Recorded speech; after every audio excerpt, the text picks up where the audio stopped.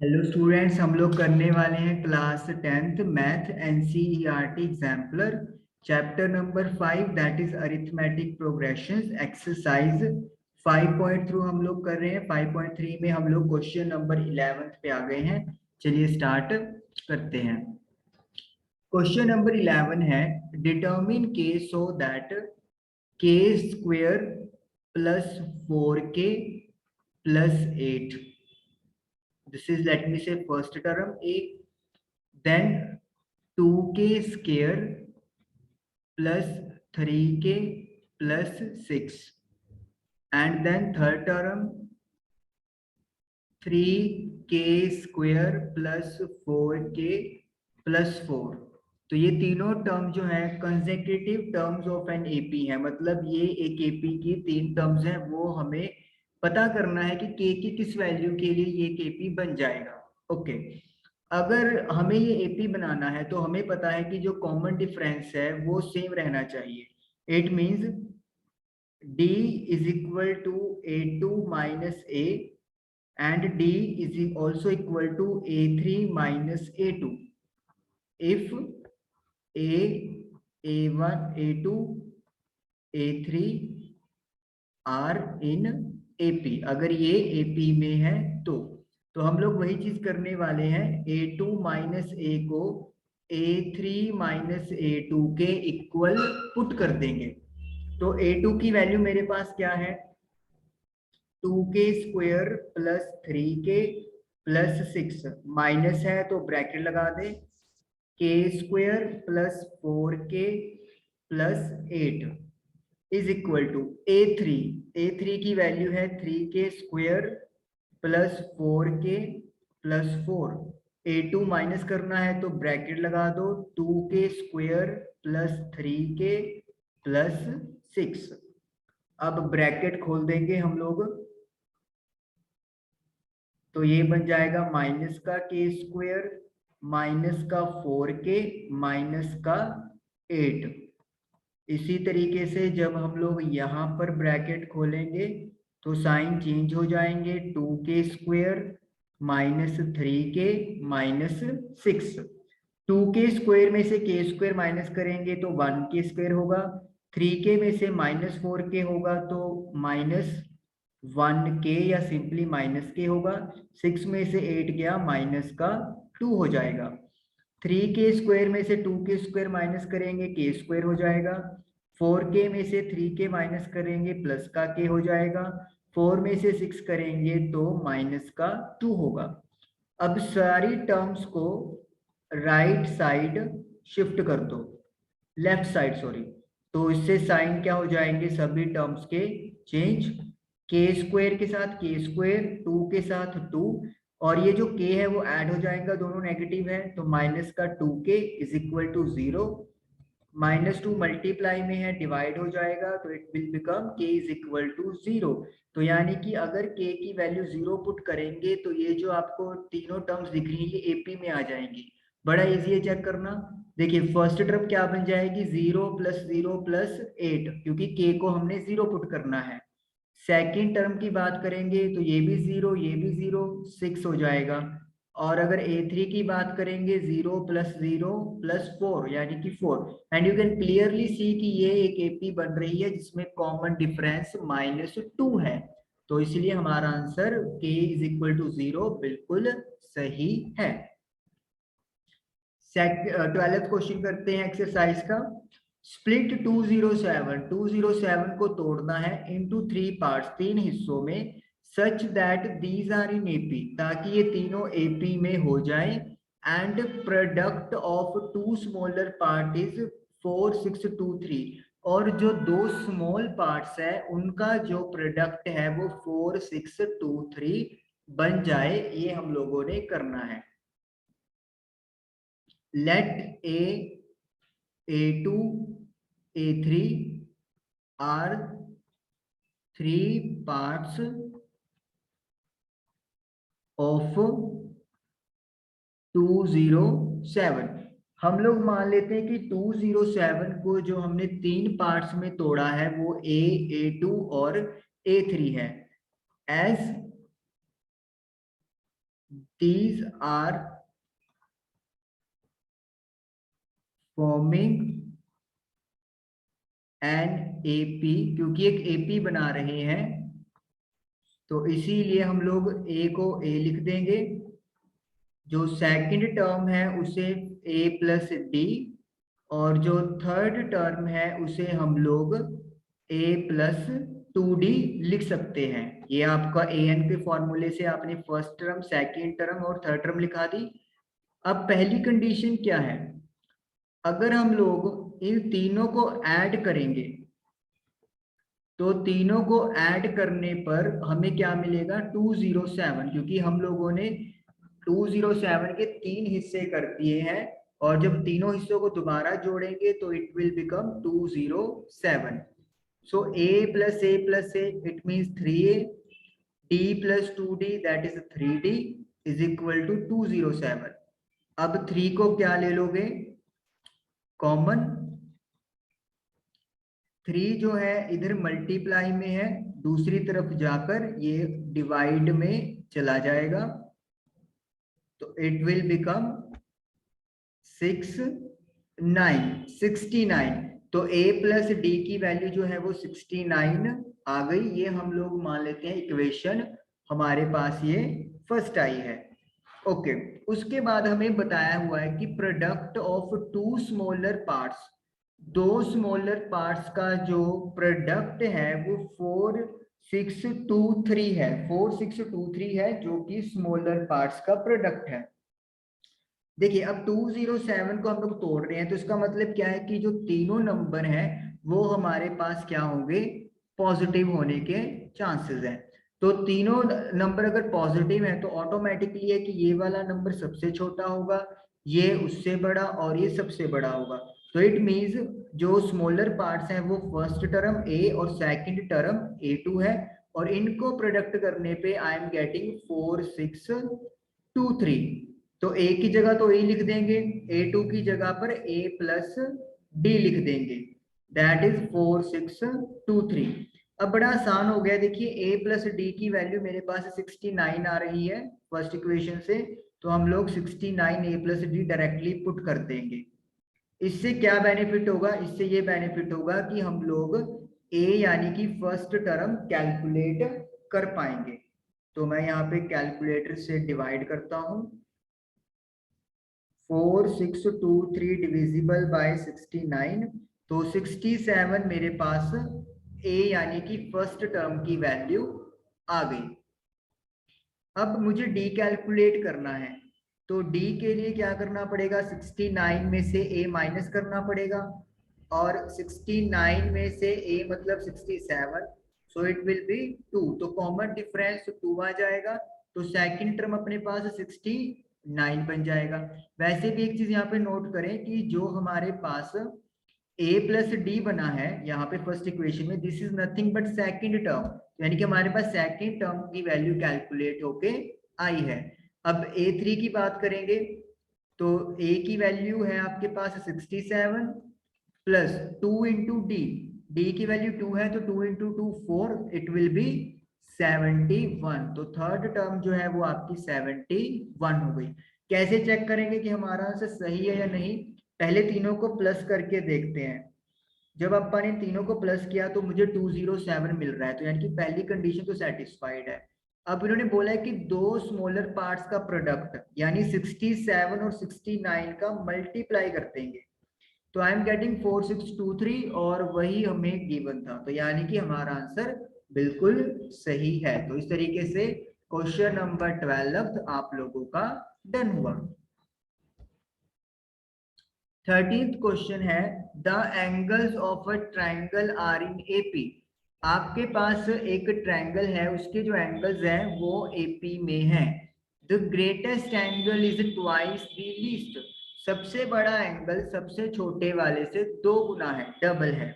Find all the angles, तो सभी angle पता करें। चलिए स्टार्ट करते हैं। लेट द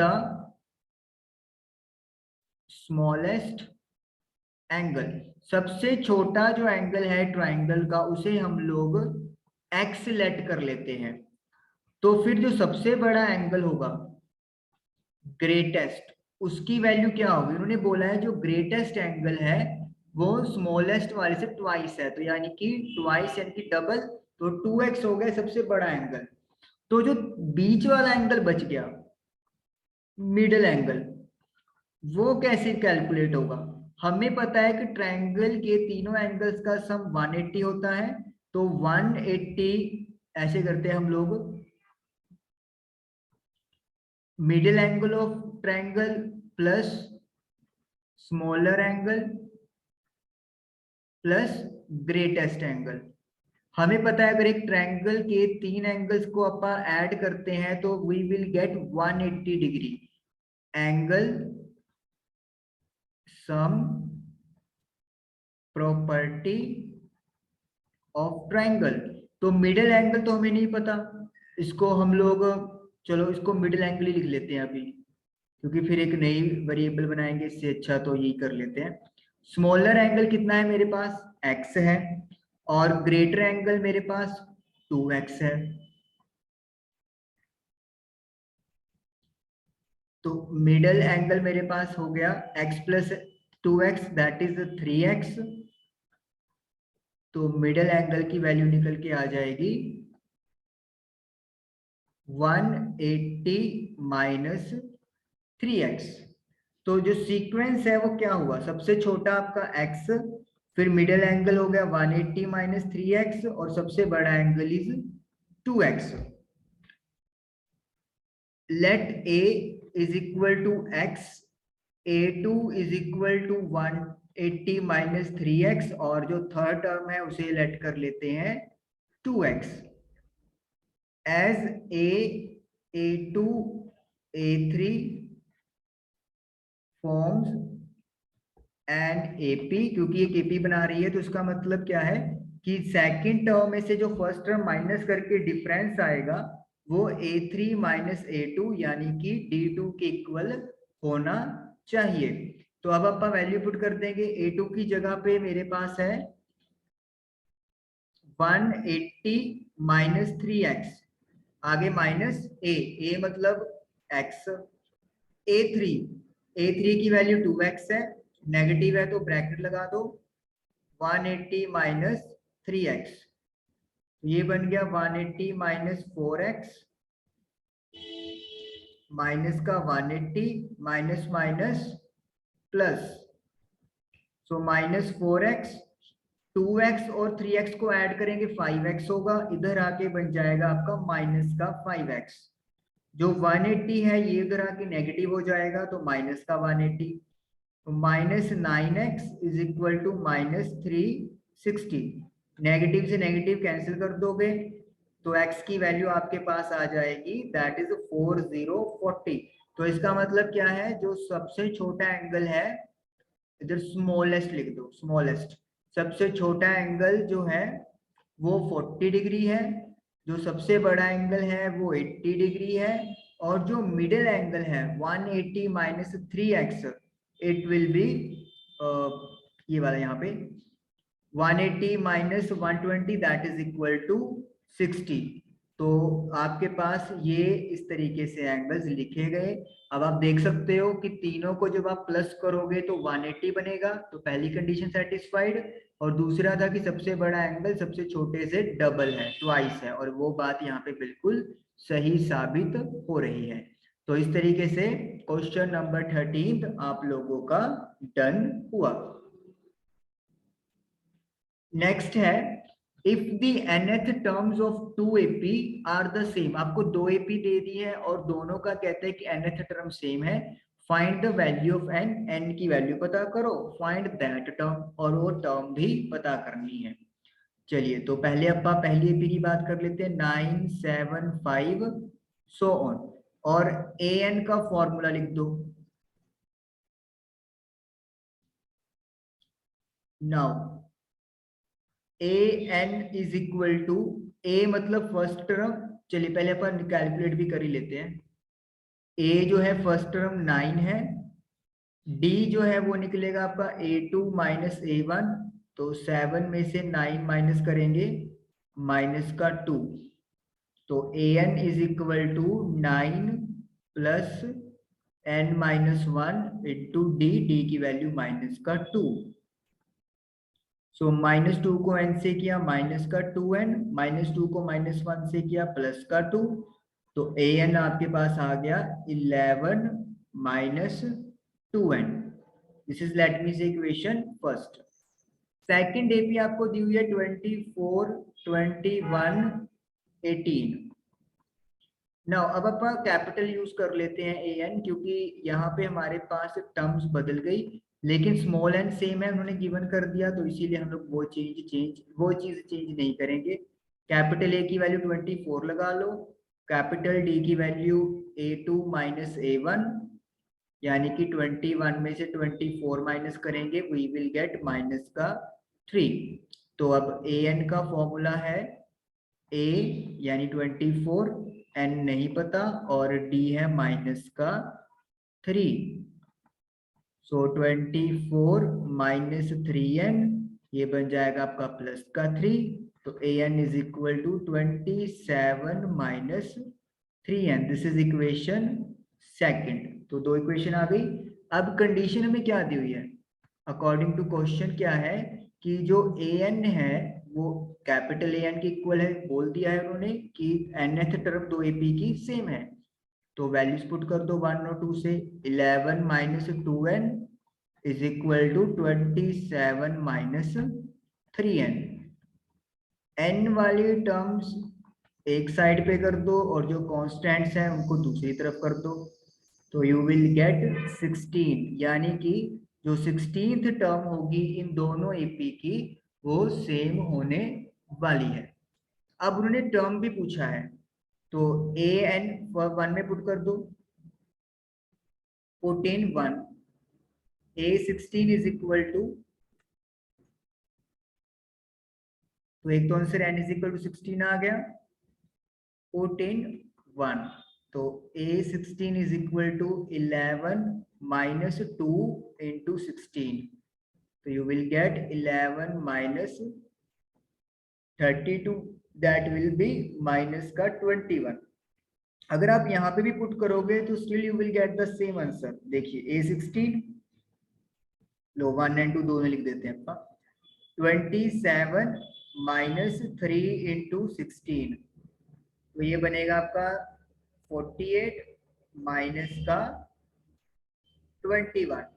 कैलकुलेट कर सकते हो आप लोग, तो आप देख सकते हो कि आपका दोनों टर्म्स का वैल्यू सेम आ गया है और वही उन्होंने आप लोगों से कहा था। तो क्वेश्चन नंबर 14 आप लोगों का डन हो गया। क्वेश्चन नंबर 15 है, third if the sum of third and eighth term of an AP is 7, third term a3 और एट्थ टर्म a8 का जो सम है वो 7 है, sum of seventh and 14th a7 and a14th, इन दो टर्म्स का सम -3 है। We have to find 10th term, a10 हमें पता करना है। चलिए an के फॉर्मूले से a3 को क्या लिखेंगे, a प्लस 2d, और a8 को क्या लिखा जाएगा, a plus 7d। a plus a 2a, 2d plus 7d 9d is equal to 7। This is let me say equation 1। a7 को क्या लिखेंगे, a प्लस 6d, a14 को क्या लिखा जाएगा, a plus 13d is equal to -3, a plus a 2a और 6d plus 13d that will be 19d is equal to minus का 3, equation 2। now solving 1 and 2 by elimination method, elimination method हम लोग use करेंगे। तो पहले first equation लिख लो, 9a plus 2a plus 9 is equal to 7, 2a plus 19d is equal to minus का 3। Sign change करेंगे, 2a के साथ 2a कैंसिल, 9 में से 19 गए, माइनस का 10d, 7 plus 3 that is equal to 10, तो डी की वैल्यू आपके पास आ गई -1। तो डी अगर आपके पास कैलकुलेट हो गया है, you can calculate A, put in 1 में पुट कर दो। So 9 into D is equal to 7। तो 9 को -1 से करेंगे -9, जो -9 है वो शिफ्ट करेंगे तो प्लस हो जाएगा, तो इट विल बी 16। तो a की वैल्यू आ जाएगी 16/2, दैट इज इक्वल टू 8। तो यानी कि फर्स्ट टर्म आपके पास 8 आ गया है और जो d है वो -1 आ गया है। अब a10 आपने पता करना है बाय फॉर्मूला। a10 का मतलब है a plus 9d। a first term की वैल्यू 8 है और d हमने -1 कैलकुलेट किया है, तो -9 इट विल बी -1। तो इट मींस जो 10th टर्म की वैल्यू है वो -1 होगी। हम लोग कैसे चेक कर सकते हैं अपना आंसर? देखिए, थर्ड टर्म और 8th टर्म की वैल्यू निकाल लेते हैं। a3 का मतलब होता है a प्लस 2d। तो 8, 2 को -1 से करेंगे -2, तो 6 आ गया। और a8 का मतलब है a प्लस 7d। 8 a की वैल्यू और d है -1, तो -7, तो -1। अगर आप इन दोनों को ऐड करोगे, थर्ड और 8th टर्म को, तो यू विल गेट 7, और उन्होंने 7 ही बोला था। तो यानी कि पहली कंडीशन तो अपनी सही आ गई। अब दूसरी कंडीशन की बात करेंगे। सेकंड कंडीशन उनकी ये है कि 7th टर्म और 14th टर्म का सम। 7th टर्म का मतलब क्या है? a plus 6d। a है आपके पास 8, d है -1, तो यू विल गेट 2। उसके बाद 14th टर्म की बात करेंगे, a प्लस 13d। तो 13 और 8 आ गया, 13 को -1 से करेंगे -13, तो -5। अगर आप ऐड करोगे 2 में -5 ऐड करेंगे तो वी विल गेट -3, और यही उनकी कंडीशन थी। तो इसका मतलब हमारी ए और डी की वैल्यू बिल्कुल सही आई है, और ये हम दोबारा चेक करेंगे तो हमें आंसर बिल्कुल सही मिल रहा है। तो इस तरीके से क्वेश्चन नंबर 15 भी आपका डन हुआ। आई होप कि आपको ये 5 क्वेश्चंस 5.3 के क्लियर हुए होंगे। Thank you for watching the video.